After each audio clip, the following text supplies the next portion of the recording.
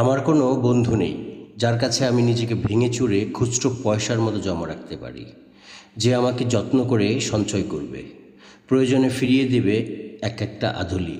বন্ধু বলতে জেনেছি যাদের, তারা কেবল পথ চলতে সঙ্গী ছিল।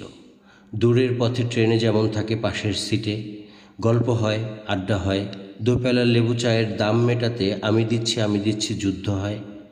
সিগারেটের বাড়িয়ে দেওয়া টুকরো ফুকে এই যে নিন ফোন নম্বর, এদিকটাতে আবার আসলে ফোন করবেন, বলা শেষে অচেনা এক স্টেশনে উধাও হয়। এই যে আমি পথ হাঁটছি, রোজ ঘাটছি বুকের ভিতর কষ্ট ক্লেদ। এই যে আমি ক্লান্ত ভীষণ, বুকের ভিতর জমছে কেবল দুঃখের মেদ। তবু আমার নিজের কোনো বৃক্ষ নেই।